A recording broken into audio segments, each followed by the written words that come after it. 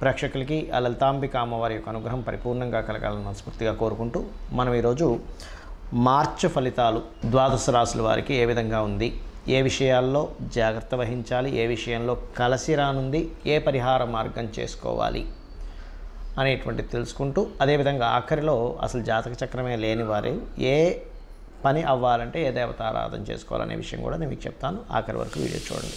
ధనస్సు లగ్నము, ధనస్సు రాశి. ధనస్సు రాశి వారి కనుక చూసుకున్నట్లయితే ఇక్కడ రాశి నాథుడు ఎవరైతే ఉన్నారో ఈ యొక్క గురువు ప్రధానంగా గురువు ఉన్నటువంటి పొజిషన్ ఏదైతే ఉందో పంచమ స్థానంలో ఉంది. ఇది కాస్త ఉన్నత విద్యలకి, అదేవిధంగా ఆధ్యాత్మికమైనటువంటి యోగానికి మరియు తండ్రి గురువుల యొక్క సపోర్ట్కి ఇది యోగిస్తుంది. ఎందుకంటే గురువు తన రాశిని తను చూసుకుంటున్నాడు కాబట్టి.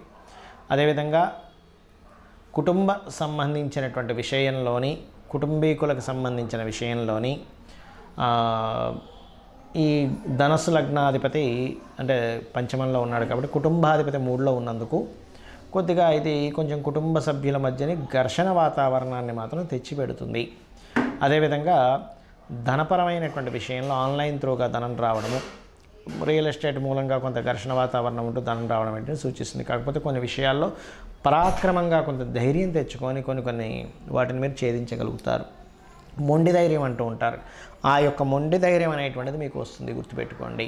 అయితే ఏదేమైనప్పటికీ కూడా గురువు పంచమ స్థానంలో ఉన్నందుకు చాలా మట్టుకు విషయాలను తను నల్లిఫై చేస్తూ ఉంటాడు. అనేకమైనటువంటి అంశాలను గుర్తుపెట్టుకోండి. అలాగే మరొక విషయం ఏంటంటే ఇక్కడ దీంతోపాటు ప్రధానంగా ఇక్కడ చూసుకున్నట్లయితే ఈ పంచమ స్థానము, పంచమాధిపతి, పంచమ స్థానాధిపతి ఈ కాంబినేషన్స్ ఎప్పుడైతే ఈ పంచమాధిపతి కుజుడు 3వ స్థానంలో ఉన్నాడో ఇది కొంతవరకు ఏదైనా ఒక చూడండి, ఒక్కోసారి మనం ఏదైనా ఒక మంత్రాన్ని పొందుతూ ఉంటాం. అలా ఏదైనా కొత్తగా ఏదైనా మంత్రం పొందడానికి కానివ్వండి, ఉపాసన తీసుకోవడానికి కానివ్వండి, ఈ మాసం కూడా మీకు కలిసి వచ్చేటువంటి మాసమే. అందులో ముఖ్యంగా శక్తి దేవతా ఉపాసనలు తీసుకోవడానికి సరిగ్గా ఉండేటువంటి మాసం.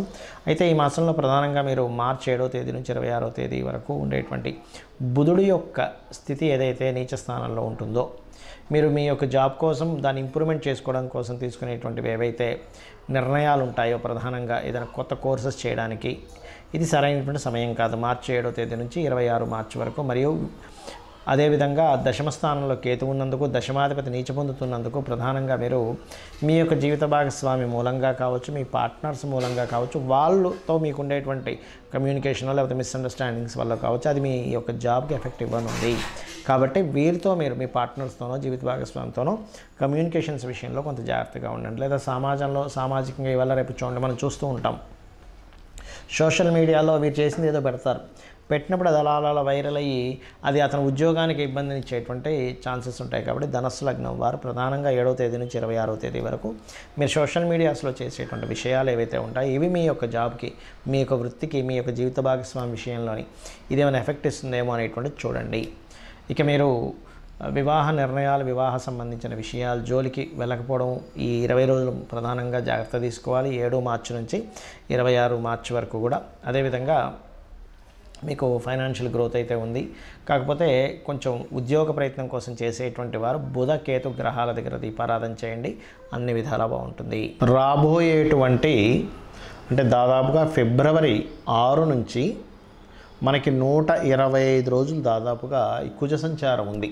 అంటే మకరంలోని, కుంభంలోని, మీనంలోని ఈ కుజ సంచారం ఏమిటి అంటే దేశవ్యాప్తంగా కానివ్వండి, మనుషుల మీద కానీ దీని ప్రభావం ఎలా ఉంటుంది ఇండివిజువల్ రాసుల మీద అంటే కొద్దిగా గొడవలకు దారితీయడము, ఒక డ్రాస్టిక్ చేంజెస్ని ఊహించని విధంగా కొన్ని జరగడం, అది సరిహద్దుల్లో కావచ్చు, అంటే మిలిటరీ సిబ్బంది మీద కావచ్చు, లేనట్లయితే ఎందుకంటే ఈ ఫిబ్రవరి 6 నుంచి స్టార్ట్ అయిన ఈ పరిణామాలు ఇట్లా ఇస్తూ ఉంటాయి. డిఫెన్స్ మీద కావచ్చు, పోలీస్ డిపార్ట్మెంట్ మీద కావచ్చు, అధికారుల మీద కావచ్చు, రాజుల మీద కావచ్చు. ఎందుకంటే మనకి ఈసారి సంక్రాంతి పురుషుడు కూడా ఏం చెప్తున్నా అంటే రాజులు యుద్ధ సంబంధమైనటువంటి వాతావరణాన్ని ఇస్తున్నాడు. అయితే మనందరం కూడా ఈ కుజ సంచారం ఫిబ్రవరి 6 నుంచి దాదాపుగా ఇది జూన్ 2వ తేదీ వరకు దీని ప్రభావం ఉంటుంది. అంటే దాదాపుగా మనకి చూసుకుంటే ఇది ఒక మార్చు అంటే ఒక 125 డేస్ వరకు ఉంటుంది దీని ప్రభావం.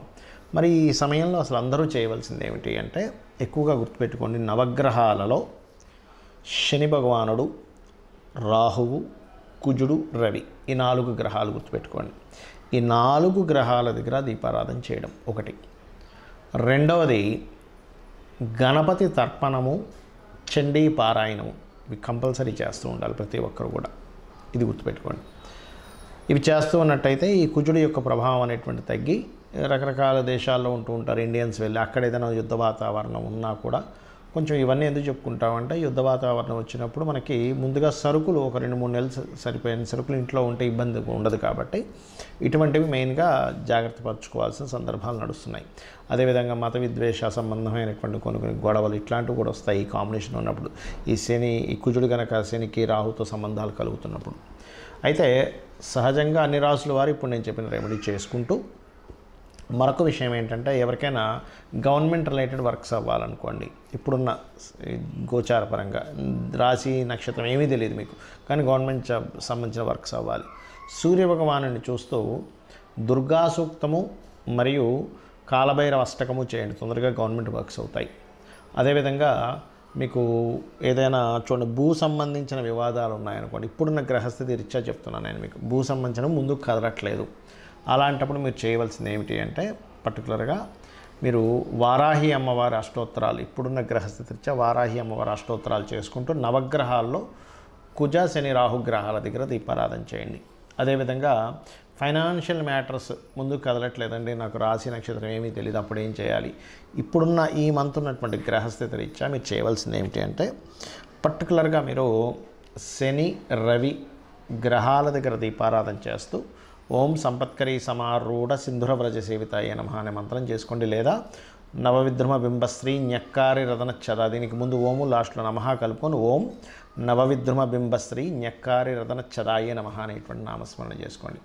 అలాగే పర్టికులర్గా యూనివర్సల్గా బుధుడు మీనరాశిలో మనకి ఫిబ్రవరి 15 నుంచి 26వ తేదీ వరకు, ఫిబ్రవరి 7 నుంచి మార్చి 7వ తేదీ నుంచి మార్చి 26వ తేదీ వరకు ఉంటాడు. అంటే దాదాపుగా 20 రోజుల పాటు అక్కడ దాని ప్రభావం ఉంటుంది మీన రాశిలో. కాబట్టి ఈ సమయంలో కొంత ఏదైనా అగ్రిమెంట్స్ చేసేటప్పుడు కానీ, కొత్త బిజినెస్ స్టార్ట్ చేసేటప్పుడు కానీ కొంత జాగ్రత్తగా ఉండాలి. ఎందుకంటే బుధుడు నీచ స్థానంలో ఉన్నప్పుడు సర్వసాధారణంగా ఏదైనా బిజినెస్ సంబంధించిన ఇవి పెట్టాలంటే కూడా, ఇంకా తప్పదు పెట్టాలంటే కూడా చాలా జాగ్రత్తగా పెట్టవలసి వస్తుంది. ఎందుకంటే బిజినెస్ కారకుడు నీచ స్థానంలో ఉన్నాడు, అందుకని కొత్త బిజినెస్ స్టార్ట్ చేయడానికి కానీ ఇటువంటి వాటికి కొంత జాగ్రత్త వహించాలి. అలాగే మరొకటి ఏంటంటే, ఇక్కడ టీచింగ్ రిలేటెడ్, ఆన్లైన్ రిలేటెడ్ సంబంధించిన టీచింగ్స్ ఇట్లాంటి వాటికైతే బాగుంది. సో అందరికీ చూసుకున్నట్లయితే, అలాగే వివాహ సంబంధించినవి కుదరాలంటే కూడా ఇప్పుడున్న గ్రహస్థితి రీత్యా కాస్త మీరు లక్ష్మీ గణపతి ఆరాధన చేయడము, రావి చెట్టు చుట్టూ ప్రదక్షిణాలు చేయడము, కామేశబద్ధ మాంగళ్య సూత్ర శోభిత కందరాయ నమః అనే నామస్మరణ చేయడం, ముఖ్యంగా గణపతి ఆలయాలకు ఎక్కువగా వెళ్తున్నట్లయితే ఇప్పుడున్న గ్రహస్థితి రీత్యా తొందరగా మీకు వివాహ సంబంధించిన, ముఖ్యంగా మొదటి వారం మార్చి మాసంలో మొదటి వారం ఇది ఎక్కువగా చేయాలి. దాని తర్వాత కాస్త సూర్య భగవానుని చూస్తూ లలిత చదువుకుంటే కూడా మీకు వివాహ సంబంధించిన కుదురుతాయి. ఇది అందరికీ జనరల్గా చెప్తున్నాను. ఇక మీరు ఇవి చేస్తూ వీలైనంత మట్టుకు, రాహువు మనకి మీనరాశిలో సంచరిస్తున్నాడు కాబట్టి ఇంకొక సంవత్సరం 4 నెలలు ఉంటాడు కాబట్టి అమావాస్యలు స్వయం పాకం ఇవ్వండి. దీనివల్ల మీకు ఉద్యోగ సంబంధించిన సమస్య కానీ, వివాహం కానీ, అనారోగ్యాలు కానీ, గొడవలు కానీ, మోసపోతున్నాం అనే ఫీలింగ్ ఉన్నా, వివాహ జీవితంలో బాగోపోయినా అన్నీ కూడా సెట్ అవుతాయి. శ్రీమాత్రే నమః.